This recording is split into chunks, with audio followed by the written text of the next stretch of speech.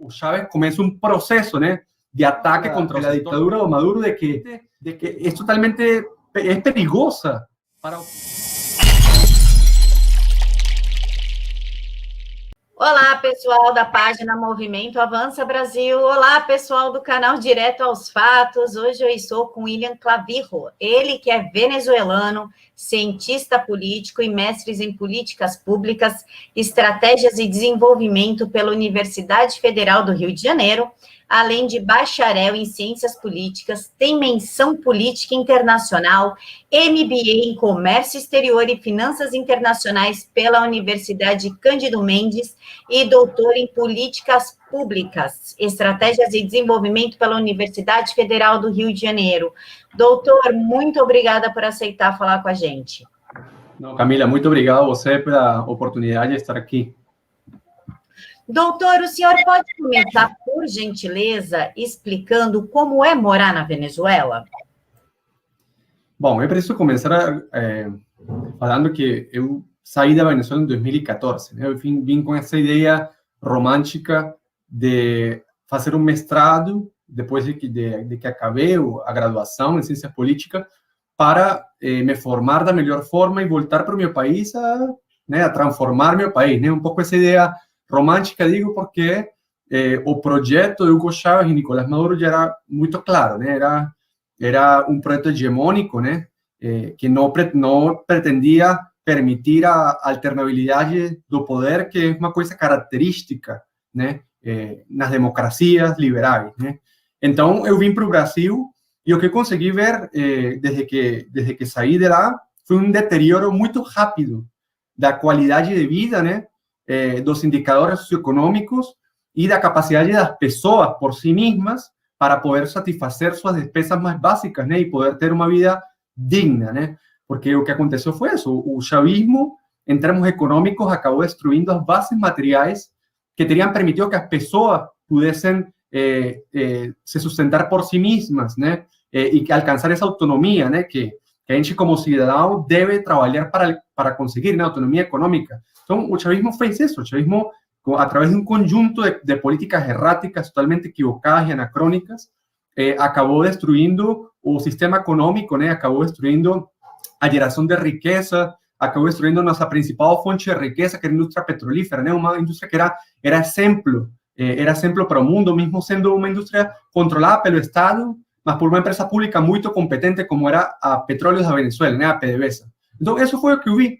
Eu vim para o Brasil quando a crise, né, estava começando a se agudizar rapidamente, e o que aconteceu nos anos seguintes é que eu acompanhei o drama dos meus familiares, dos meus amigos e das pessoas em geral, de como sua vida foi se deteriorando de tal forma de que hoje somos o quarto país com maior insegurança alimentar aguda no mundo. Quer dizer, o quarto país com maior desnutrição do mundo, de acordo com indicadores das Nações Unidas, né? E isso é responsabilidade de uns atores, né, que são Nicolás Maduro e a estrutura de poder que hoje nos obriga, né, que hoje somete ao povo da Venezuela, que acabou com as instituições democráticas e que acabou com a possibilidade de a gente atender, né, essa crise terrível que eles mesmos provocaram. Doutor, qual foi o pior momento da Venezuela? A ditadura de Chávez ou a ditadura do Maduro? Não, eu acho que o Chávez tinha uma particularidade, né? Ele governou durante um período onde os preços do petróleo foram muito altos, né? E isso permitiu para ele financiar seu projeto político dentro e fora da Venezuela. E aí a gente vai conversar um pouco sobre o Foro de São Paulo e como ele é muito negativo para a região em múltiplos aspectos, né? Mas o problema do Chávez foi que ele começa um processo de destruição das instituições democráticas que, pelo menos no exterior, né, inclusive na sociedade venezuelana, as pessoas não chegaram a acompanhar muito de perto, porque, claro, ele tentava se legitimar por meio das eleições, né? Isso que na literatura, na ciência política, se conhece como autoritarismo competitivo, né? É um processo progressivo de debilitamento e destruição das instituições democráticas, né? Mas o líder, né? Neste caso o líder autoritário, tenta se legitimar por eleições periódicas, né? E tenta guardar mostrar para o mundo, né, que ele se importa com as instituições, quando na verdade ele está infiltrando as instituições, acabando com a independência do poder, restringindo direitos e liberdades né? E isso foi uma coisa progressiva, né? Que começa principalmente a partir de 2005, e quando Chávez morre, o Nicolás Maduro, ele herda também cúmulo de erros, né? Em matéria de política nacional e também de política econômica, que levam o país a falência, né? Levam o país a falir, y es cuando ellos deciden tirar a máscara, ¿no? Es decir, esquecer de cualquier tentativa de mostrar para el mundo que eles têm un cuidado para las instituciones democráticas. Y ahí cuando ellos pierden a eleição da Asamblea Nacional, que a oposición gana una mayoría cualificada, ellos fugen para frente, ¿no? Ellos fugen para frente no sentido de esquecer cualquier cuidado para las instituciones y decir, aquí nós somos un modelo, un autoritarismo hegemónico, ¿no? Somos una dictadura hegemónica y as instituições democráticas já não valem para nós, né? É dizer, os canais institucionais já não são a via através da qual nós nos legitimamos, a gente vai usar a força. E o que eles têm vindo fazendo até o momento atual, né? Através da perseguição, da restrição de liberdade, obrigando aos partidos políticos e às lideranças da oposição a ir para o exílio, ir para a prisão, ilegalizando partidos políticos, perseguindo diputados, ilegalizando a Asamblea Nacional, haciendo uso arbitrario del control que eles exercen sobre los demás poderes públicos, porque es importante lembrar para la opinión pública brasileira, a sociedade brasileira, que tal vez no acompañó muito de perto, que parte do trabalho do Chávez foi isso, renovar os poderes públicos, né, e garantir que pessoas leais a ele pudessem fazer parte e controlar esses poderes públicos, né. Quando Chávez modifica a lei do Supremo Tribunal Federal de Venezuela, que a gente chama Tribunal Supremo de Justiça, ele amplificou o número de membros, né? E o processo de escolha foi feito a partir da revisão não revisão de um currículo por competências, né? Eles não foram escolhidos por competências, eles foram indicados pela lealdade que eles tinham com o projeto do Chávez e com a figura do Chávez, de forma que, em caso de alguma emergência, ele pudesse fazer um uso desse poder judiciário para atropelar os demais poderes públicos. E, efetivamente, isso foi o que aconteceu a partir de 2015, de forma muito vulgar, com muita pouca vergonha, porque hoje temos uma Assembleia Nacional que é a maior expressão da vontade popular e cujas decisões não são respeitadas nem pelo Maduro, nem por representantes de poderes públicos como o judiciário, que somente são atores ao serviço do projeto chavista e do projeto hegemônico que agora lidera Nicolás Maduro. Doutor, o bolivarianismo parte de Simão Bolívar, que deu início a essa revolução toda. Acontece que o Simão, ele era libertário, na verdade, ele tinha um pensamento completamente liberal. O que aconteceu para deturpar, tanto o ideal do Simão para levar a Chávez? A questão do Simão Bolívar é uma coisa paradoxal, né? Porque, na verdade, a ideia de introduzir, né, o Simão Bolívar na simbologia do chavismo, ela não vem do Chávez, né? Ela vem de um cara chamado Douglas Brau, que ele era um comunista, né? Ele entrou na guerra de guerrilhas e ele, nesse processo, ele se deu conta que ele não iba a socializar a ideia da revolução na Venezuela, na sociedade venezuelana, se ele não introduzia elementos nacionais, né? Que pudessem socializar a questão da luta revolucionária com a cultura venezuelana. É quando aí nasce essa questão do socialismo, do Simão Bolívar, né? E a introdução de outras identidades da nossa história, os símbolos da nossa história para, né, construir este imaginário que é chavista, né? E que eles se apropriaram desse símbolo, né? O Bolívar é o libertador da Venezuela e de outras cinco países da América do Sul, né? E da América Central, porque Canadá, que digo, Panamá faz parte, era parte da Colômbia quando a Colômbia fica independente do Reino da Espanha, né? Então, sim, efetivamente é uma coisa muito paradoxal e eles introduzem, né, nesse toteísmo chavista, né, como um símbolo de identidade, mas que não tem nenhum sentido, né? Realmente, Simão Bolívar era um branco rico, um dos brancos mais ricos na capitania geral da Venezuela. Efetivamente, ele era um cara que foi um prócer, né? Que ele tinha ideias liberais da época, né? Perseguir ideias liberais da época, mas também era um cara autoritário, né? Bolívar começa promovendo valores liberais, mas acaba sendo ditador da da Grande Colômbia, né? Ele coloca Antônio José de Sucre como ditador permanente no Alto Perú, né? Que é a Bolívia. E são ideias que, na verdade, eles tentam associar, né? Com a ideia da união da região latino-americana, né? Como ideia de vender romanticamente o projeto que este senhor Douglas Bravo tenta introduzir na política venezuelana y que también tenta introducir y que consigue introducir una Fuerza Armada Nacional, porque es importante destacar eso, ¿no? Hugo Chávez, él entra en ese movimiento de izquierda revolucionaria a partir de esa tentativa que se da por Douglas Bravo y pelo irmão Chávez, que es Asdrúbal Chávez, no sé si es Asdrúbal Chávez, mas, bom, dos hermanos de Chávez, tem muitos, ¿no? Para introducir ideas revolucionarias en la Fuerza Armada. Y es ahí cuando Chávez comienza a hacer parte de esa secta llamada Movimiento Bolivariano Revolucionario dos Centros, ¿no? Que la verdad ya comienza a reclutar jóvenes oficiales militares venezolanos y comienza a difundir esas ideas, también ideas de Simón Rodríguez, ¿no? De la idea de crear un proyecto único. Simón Rodríguez, para quien no sabe, también es un prócer de independencia de Venezuela y fue maestro de Bolívar, ¿no? Y también introduce questões como las ideas de José Martí, ¿no? un personaje de la historia cubana que es muy idolatrado por los sectores de izquierda. Entonces, él comienza a difundir estas ideas en la institución militar y se plantean, se proponen a toma de poder político en Venezuela por la vía de la fuerza desde 1982, ¿no? Eso solo va a materializar la tentativa de golpe que les intentan hacer contra Carlos Andrés Pérez en 92, de una década después, y que acabó siendo un fracaso, ¿no? Y después de ahí, el país, ¿no? En una crisis institucional, una crisis de legitimidad del sistema político, por una crisis económica también que padeció Venezuela a partir de la década de 80, Chávez comienza a se dar cuenta que él tenía tal vez alguna posibilidad de llegar a poder por la vía electoral. Es cuando él crea el movimiento Quinta República y comienza con su proceso antisistema de destruição das instituições, né, de desrespeito com as instituições, que acabou na tragédia que a gente vive agora, né? Doutor, o senhor viveu na Bolívia, na Venezuela, até 2014.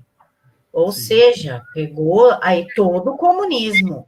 Como é viver no comunismo em questão de alimentação, horário, se tem água, se tem luz?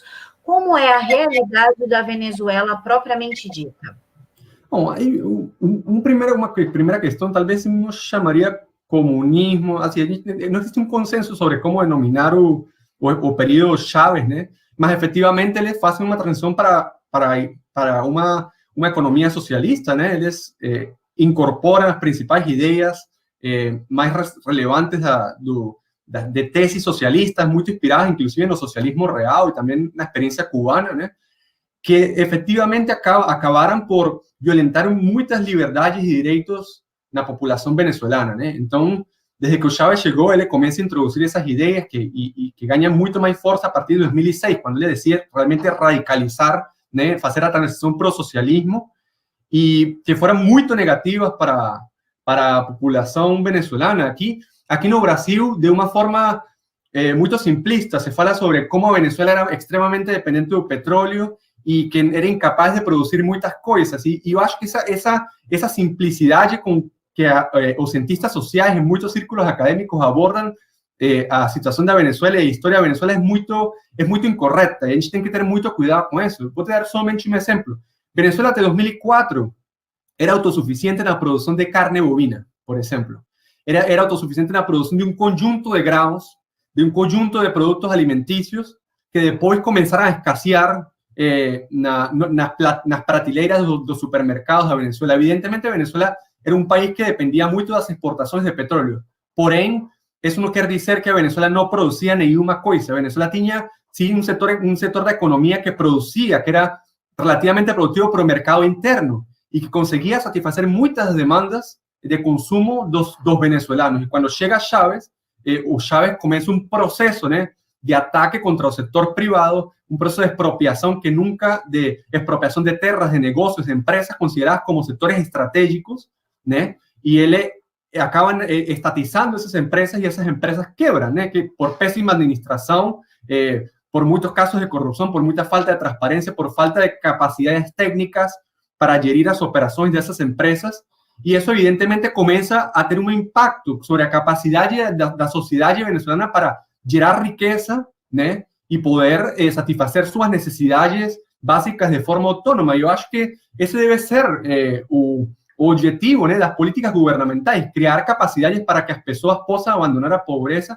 se inserir no mercado laboral e se sustentar por si mesmas, né, que deixem de depender das políticas do Estado. Bom, no caso do Chávez, isso aconteceu de forma totalmente inversa. E isso afetou muito a capacidade das pessoas. Teve pessoas que perderam o trabalho da sua vida. Tem indicadores sobre isso, de mais de 10.000 empresas estatizadas e perdidas, de empresas que fecharam, mais de 1.300 empresas estatizadas e perdidas em setores estratégicos e mais de 10.000 empresas que quebraram durante esse período, né? Durante esses 20 anos do governo, mais de 1.000 empresas. Então, todo isso, bom, acabou violentando claramente direitos econômicos, direitos sociais, e, por outro lado, eu sim vivenciei como o governo Chávez, né, começa a limitar o exercício de direitos civis, direitos políticos, quando começam a aparecer os primeiros presos políticos. A gente tem um caso muito emblemático de uma das primeiras presas políticas chamada Maria Lourdes Afiuni. Ela era uma juiz, e ela acabou indo presa porque ela num caso, com um suposto caso de corrupção, ela acaba decidindo que a pessoa que estavam tentando responsabilizar por esse caso de corrupção era inocente. Imediatamente Hugo Chávez sai pela TV nacional mandando prender a senhora, né, a senhora Fiuni, e o Poder Judiciário agiu, né, ficou agindo, atendendo às decisões que eram emanadas do poder Executivo, né, uma clara interferência no Poder Judiciário, e que acabou levando essa senhora a prisão, a uma prisão arbitrária por mais de 5 anos, né?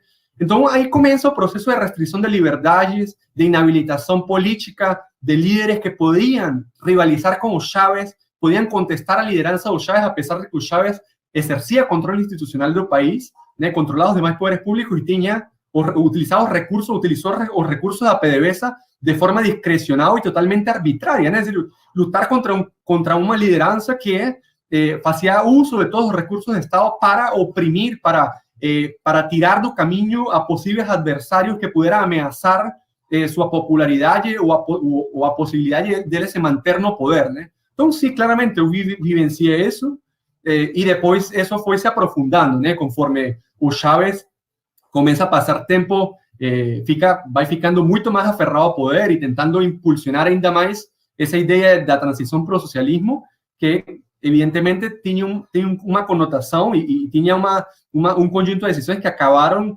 violentando as liberdades e direitos fundamentais das pessoas. Doutor, Foro de São Paulo. Muito se fala em Foro de São Paulo. A mídia diz que é teoria da conspiração. Professor Olavo de Carvalho responsabiliza o Foro de São Paulo por todo o mal que há na América Latina. O que é realmente o Foro de São Paulo? Olha, eu não concordaria com o professor Olavo de Carvalho dizer que ele é responsável por todos os males da América Latina. Eu acho que a gente tem uma responsabilidade também. Mas, desde meu ponto de vista muito pessoal, eu acho que o Foro de São Paulo é uma aliança, é um movimento de promoção de projetos hegemônicos para a região que não necessariamente respeitam as instituições democráticas. E eu acho que a gente tem que ser muito sério ao ponderar isso. E a evidência corrobora que eu estou falando a partir de evidência.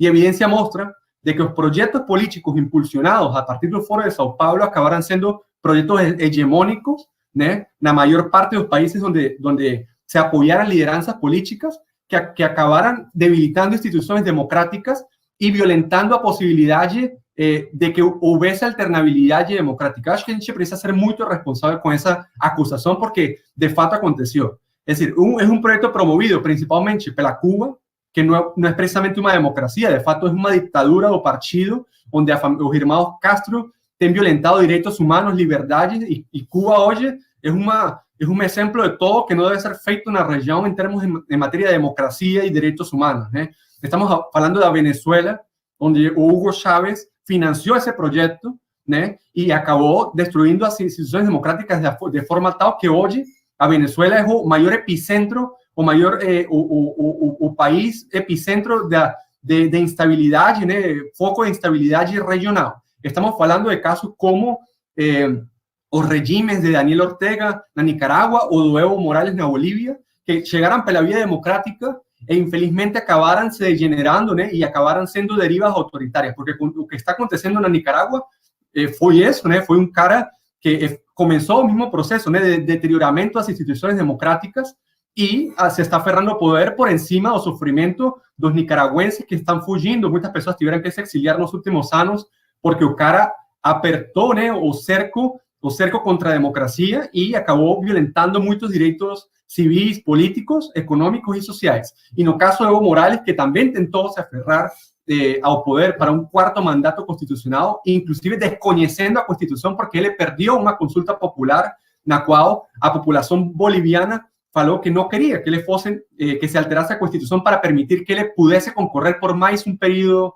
presidencial. E ele, numa absurda decisão do Supremo Tribunal Federal do Poder Judiciário boliviano, que mostra, né, a interferência que exercia o Evo Morales sobre o Poder Judiciário, ele se habilita para participar num processo eleitoral, né, que além disso tenta fraudar, né? E eu acho que também a gente precisa reconhecer o incrível trabalho que tem feito a missão de observação eleitoral da Organização dos Estados Americanos, porque permitiu efetivamente evidenciar, né, o fraude que estavam tentando fazer na Bolívia nessa eleição, de forma tal que eu estou me basando nos fatos para dizer, né, que, bom, a gente pode discordar sobre a conotação, as questões econômicas por detrás desses projetos, né, porque, de fato, eu não concordo. De fato, eu acho que projetos que pretendem reduzir as liberdades econômicas, né, que estão em contra, que não reconhecem as bondades do livre mercado, por exemplo, e que pretendem sobrepasar, né, o papel do Estado na economia, es decir, aumentar de forma injustificada e totalmente ineficiente o papel do Estado na economia, né?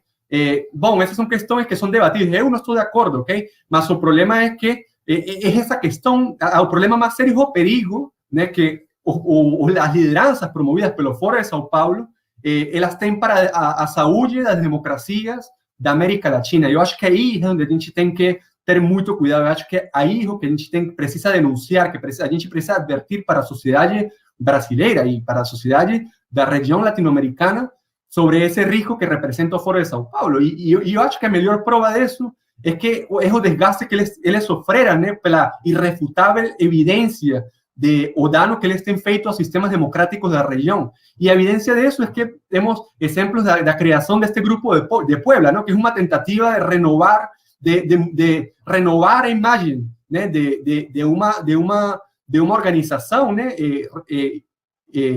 regional, né, de uma organização de lideranças políticas de esquerda que entendeu que tinha sofrido um desgaste pela péssima gestão que eles fizeram, que muitas dessas lideranças fizeram nos governos da América Latina, né, e que isso impactou efetivamente na qualidade de vida das pessoas, que isso impacta na capacidade de a gente avançar em projetos de desenvolvimento econômico com liberdade, que possam realmente dignificar a vida das pessoas e que as pessoas possam ter uma vida próspera, de paz e de progresso. Doutor, na sua experiência no socialismo, tudo que o senhor já estudou, viveu, como o senhor vê pessoas no Brasil, né, militantes, adolescentes, lutando pela implementação de um sistema socialista num país dito democrático? Na verdade, assim, eu vejo com assombro, e eu acho que os venezuelanos, né, que passamos por esta tragédia, porque não pode ser chamado de outra forma, a gente é um pouco vista, né, percebida por muitos setores da sociedade brasileira como radicais, né, como radicais. Eu posso falar até que sim, mas o problema é que a questão é que a gente vivenciou a gente vivió realmente as consequências de viver num modelo socialista, né, que adotou muitas ideias do socialismo real e que afetou nossa capacidade de viver em liberdade, né? A gente vivenciou isso. Eu faço parte de um partido político na Venezuela que hoje foi declarado organização terrorista, se chama Voluntad Popular. Eu trabalhei para políticos que foram presos de forma injustificada. Eu vivenciei isso muito de perto. E o que me assombra é a capacidade que teve o Foro de São Paulo, né, as ideias promovidas por essas lideranças, de vender uma ideia de que todo estava totalmente errado e que merecia sua completa destruição, né? Quer dizer, as instituições atuais não funcionam, a gente precisa barrer com elas, né? E na inconsciência e no romanticismo, muitas pessoas são parte desse discurso, compartilham essas ideias e promovem essas ideias sem saber o que é realmente viver num país onde não existe Estado de Direito, por exemplo, que não existe liberdade de expressão, que não existe liberdade política para você empreender seu próprio negócio, onde as liberdades civis, a possibilidade de você dizer ou de você criticar uma instituição, uma liderança política, está totalmente penalizada, que você, por criticar o governo, pode ir para a prisão, que o trabalho da vida inteira de muitas pessoas na Venezuela, por exemplo, se perdeu por uma decisão totalmente arbitrária, né, de estatizar propriedade, porque era justo, né, repartir para o governo entre as pessoas de menos condições econômicas, era justo repartir o esforço, o trabalho de muitas pessoas. E eu não quero cair nessas visões antropológicamente negativas de que todos os pobres são maus e que todos os ricos são maus. Eu acho que, como tem pessoas boas e ruins, tem, e claramente tem interesses, cada quem persigue seus interesses, mas o ponto é que se socializou uma ideia que é muito perigosa para a democracia na América Latina, e é essa necessidade de destruir todo, né? De que o mundo é muito injusto e que as instituições atuais e que as condições atuais são totalmente injustas, sem pensar que, sabe, as instituições, o que a gente tem, a realidade que a gente vive na região pode não ser perfeitas, mas tem permitido que muitas pessoas abandonem a pobreza, tem permitido com todas as dificuldades que pessoas possam estudar, possam entrar em sistemas de educação públicos ou privados e possam se inserir no mercado laboral. É importante reconhecer que é o setor privado o que emprega, né, o que gera empregabilidade para a maioria das pessoas da população, não somente brasileira, como do resto da América Latina. Então, essa visão antropologicamente negativa é perigosa para o futuro e para a estabilidade da região, e a gente tem que advertir isso.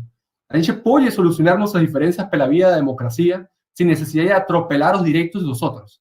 E a gente pode chegar a acordos mínimos que permitam sustentar projetos nacionais que permitam impulsionar o desenvolvimento econômico e social. Só que a gente não pode cair nessas visões antropologicamente negativas de que o setor privado é ruim, o capital, nessa visão do capital, que é uma coisa meio difusa, né? É dizer, o capital tem uma lógica que está em contra das liberdades e da possibilidade de que as pessoas mais empobrecidas possam se superarem e seguir adiante. Isso é mentira, isso na verdade não é uma realidade. Pode acontecer de forma pontual, mas essas generalizações, essas crenças antropologicamente negativas são muito ruins para a possibilidade de a gente realmente prosperar como país e como região.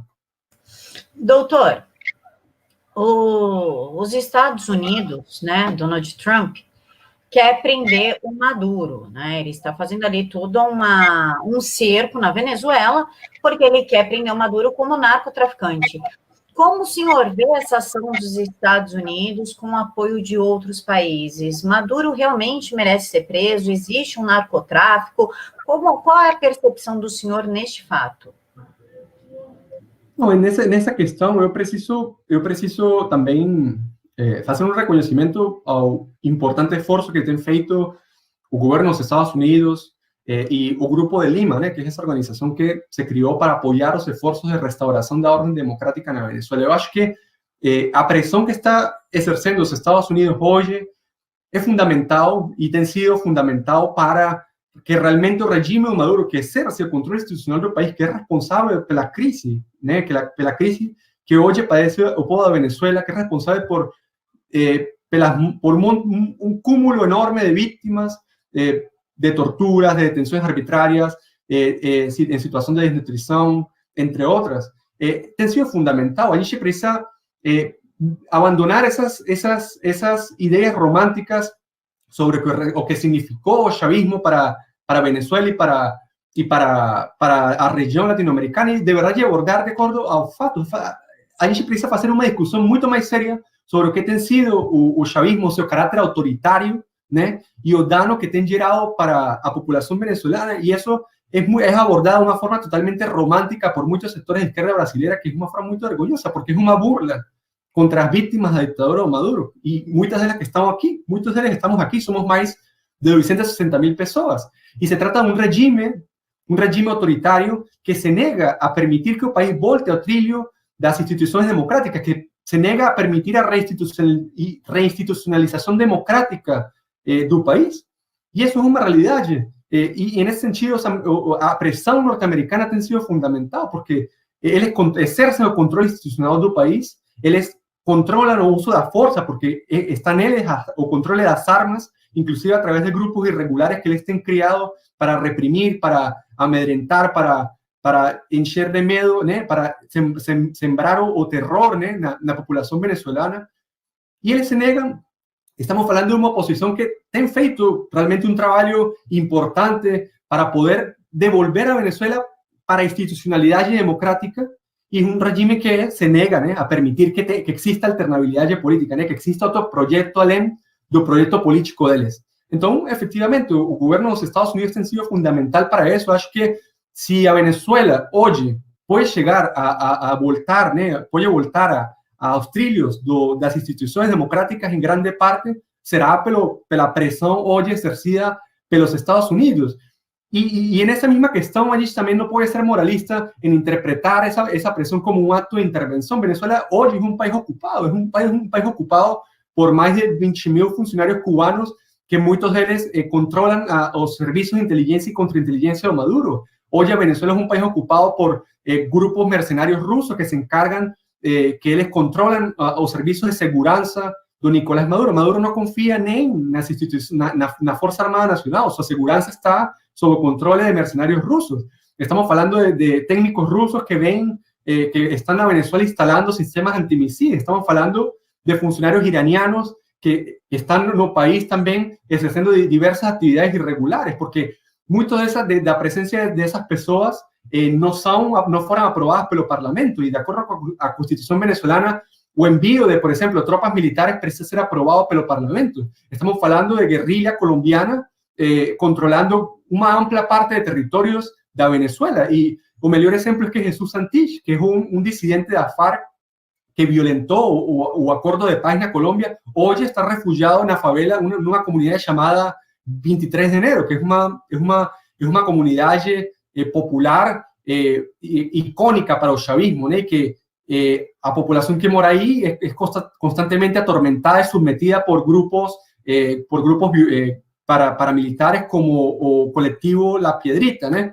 Entonces, você se da conta que ese argumento es muy moralista, você falar que la intervención de los Estados Unidos es violentar a soberanía nacional y a soberanía popular. Realmente la soberanía popular ya fue violentada por la presencia de esas potencias extranjeras en el país. La soberanía popular ya fue violentada cuando Maduro decidió desconocer a voluntad del pueblo venezolano de permitir que una mayoría en la Asamblea Nacional pudiese ejercer un control normal, como es común en todas las democracias de los demás poderes públicos. Estamos hablando de un Nicolás Maduro que fraudó a la elección presidencial y no permite que exista alternabilidad de poder, porque él fue quien destruyó las instituciones democráticas.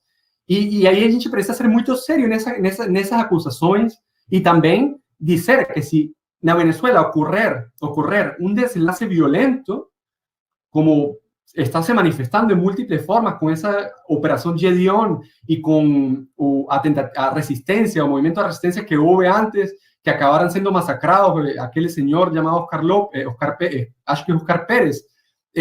va a ser responsabilidad, a posibilidad de ocurrir un desenlace violento será única y exclusiva responsabilidad de Nicolás Maduro y de aquellos sectores del chavismo que sustentan él en el poder, porque ellos acabaran con la posibilidad de que el pueblo venezolano pudiese resolver sus diferencias haciendo uso de los canales institucionales que sistemas democráticos saudables permiten utilizar para dirimir, para solucionar las diferencias que existen em qualquer democracia. Eu ia perguntar para o senhor sobre o Oscar Pérez mesmo, que morreu como herói. morreu lutando pela liberdade da Venezuela. Como os venezuelanos encararam a morte, o assassinato cruel dos Caceres? No, eso fue, la verdad, ya sí, como es común de viver, né, sobre o controle sobre o controle de um regime autoritário, né, um regime ditatorial, né, nesse sistema a circulação de informação é muito opaca. E uma coisa curiosa é que enquanto Oscar Pérez estava liderando um esforço muito importante, muito nobre, né, de tentar pressionar pela via da força para liberar a Venezuela, um esforço que, honestamente, eu naquele momento não compartia, porque eu tinha a esperança de que a gente pudesse solucionar esses problemas pela via democrática, né? Pela via democrática, a través de acordos, como demócratas que nós somos, né? Que eu sou, por exemplo.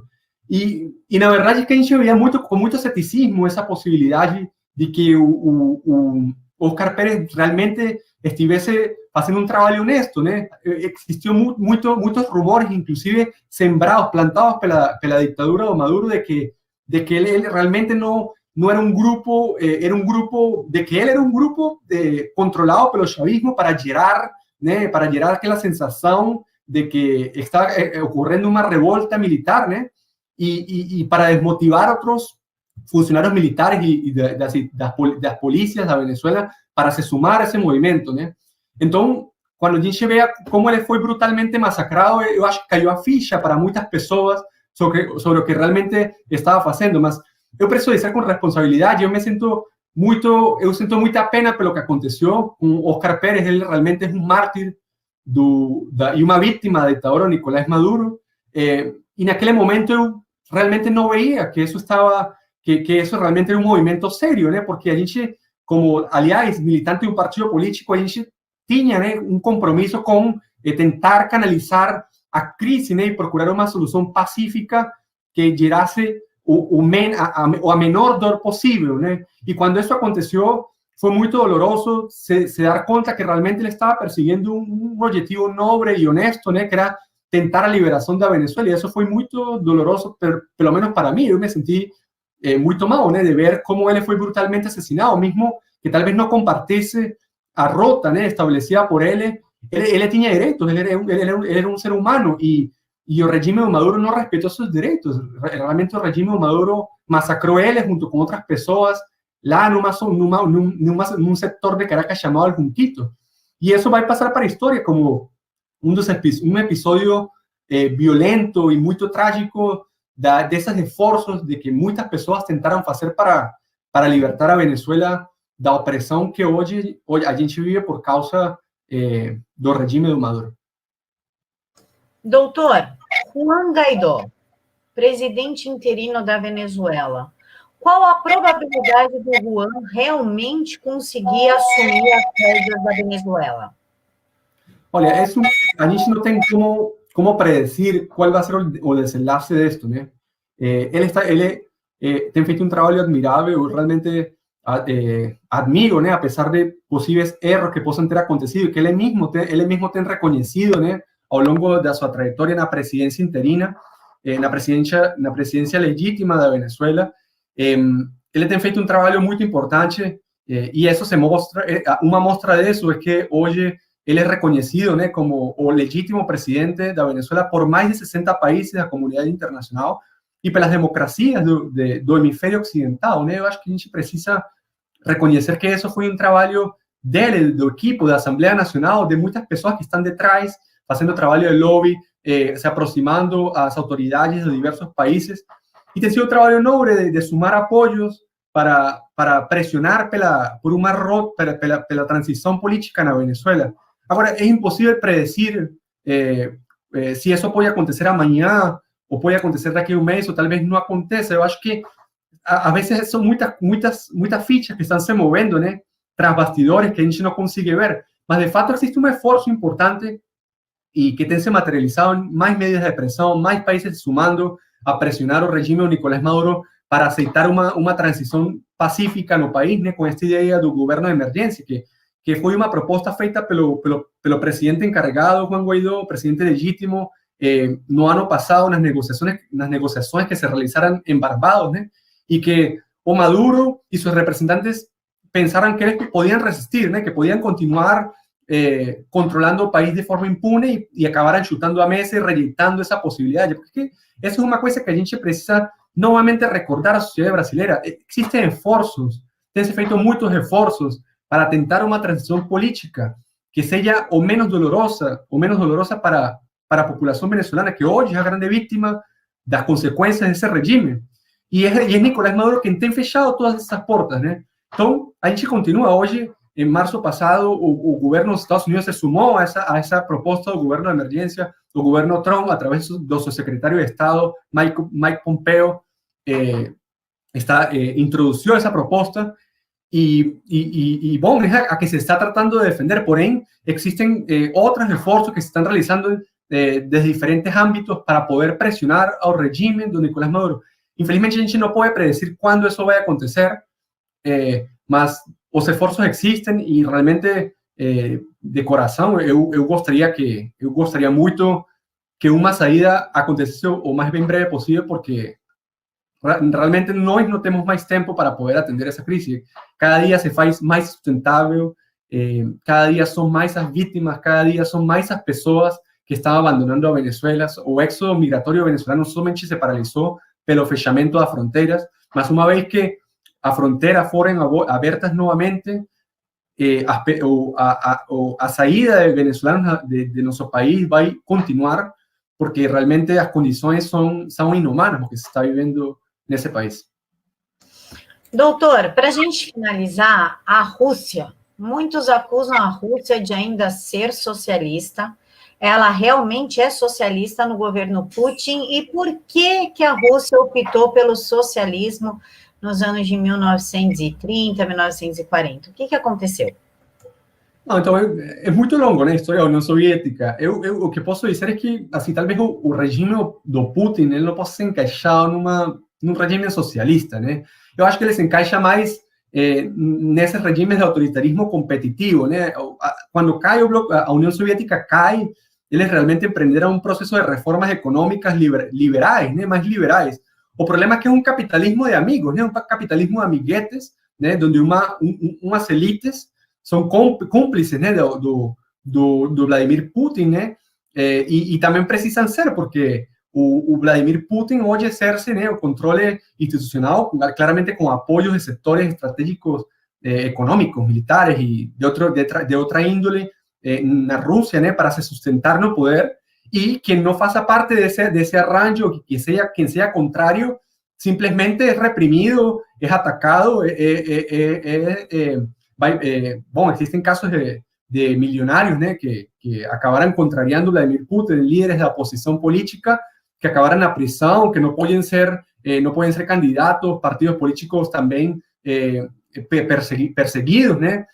Então, eu acho que a qualificação a melhor qualificação possível para esse regime, um regime talvez híbrido de autoritarismo competitivo, né? Que, bom, consigue se afiançar no poder e que hoje desempenha um papel fundamental para poder liberar a Venezuela da opressão, né, que significa estar sob uma ditadura como a do Nicolás Maduro. Realmente os russos, hoje, eles são um ator fundamental para solucionar esta questão. Eles usam a Venezuela como um dos peões, né, na disputa geopolítica mundial para contrariar a sua potência rival, que é os Estados Unidos, né? Inclusive existen tesis de que mencionan que a Rússia utiliza a Venezuela como moeda de troca, né, para pressionar os Estados Unidos a ceder em algumas questões, como a situação da Ucrânia, a situação da Geórgia, e que realmente, bom, é um ator, né, que tem se adentrado, né, no controle de muitas decisões que hoje o Maduro e seu regime está tomando, né, para se manter no poder, para reprimir, para perseguir. Realmente se fala muito de que seu interlocutor mais próximo na Venezuela é o ministro da Defesa do Maduro, chamado Vladimir Padrino López, que tem uma relação muito estreita com o Putin e com seus representantes.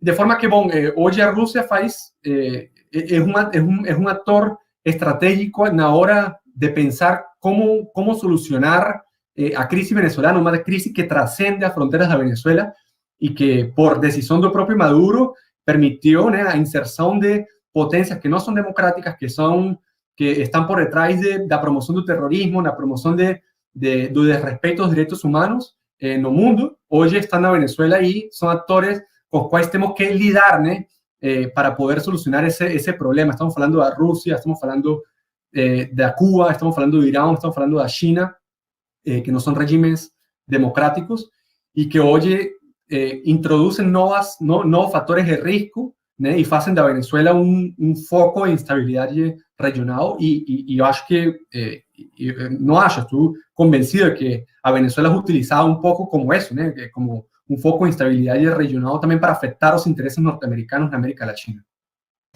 Doutor, eu gostaria que o senhor fizesse as suas considerações finais, voltado mais para um alerta aos brasileiros que defendem esse regime. Fala um pouquinho mais sobre o Foro de São Paulo. O microfone é seu. Bom, eu preciso fazer essa advertência e também fazer uma crítica, né? Eu acho que os setores, esse aqui é um canal que se autodenomina como conservador.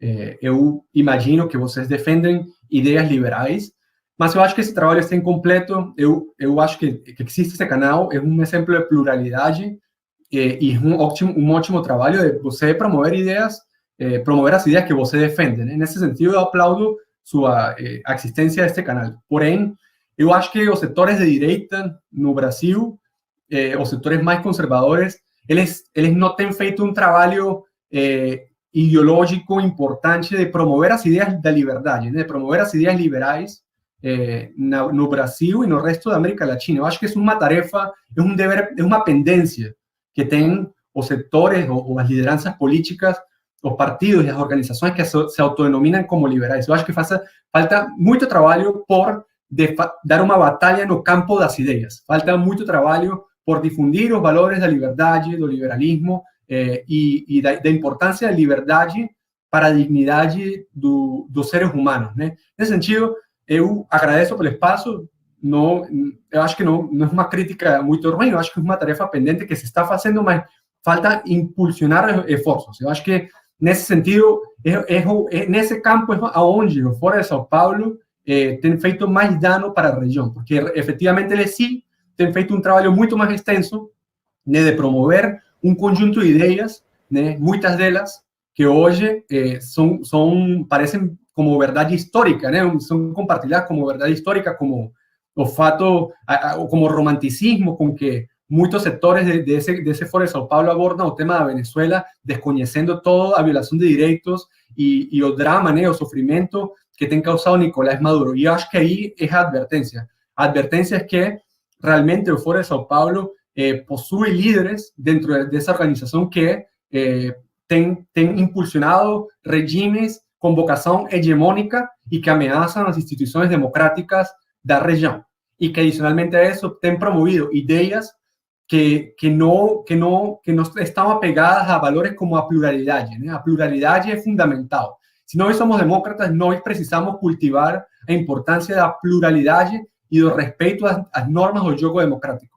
E isso é o que a gente não tem visto na Nicarágua, não viu na Bolívia, não viu na Venezuela e, evidentemente, não existe na Cuba desde que a Revolução Cubana existiu e talvez muito antes da Revolução Cubana, né? Mas, efectivamente, eles não defendem e eles são, hoje, cúmplices, né, de uma tragédia como a venezuelana, que já tem sido confirmada, né, por irrefutável evidência por múltiplos organismos multilaterais como as agências das Nações Unidas, a Organização dos Estados Americanos e os governos da região que hoje rejeitam e não reconhecem a Nicolás Maduro como presidente legítimo da Venezuela, porque efectivamente sabem que se robó, que fraudó as eleições e acabou de destruir as instituições democráticas que permitirían solucionar nossas diferenças como sociedade e como país. Pessoal, esse é o William Clavijo. As redes sociais dele eu vou deixar disponível na caixa de informações. Quero lembrar vocês que o canal tem apoio-se, então está aqui na caixa de informações. Fiquem todos com Deus, deixem aqui para mim nos comentários o que vocês acharam. Se tem alguma dúvida, que eu encaminho a dúvida de vocês para o doutor. Fiquem todos com Deus.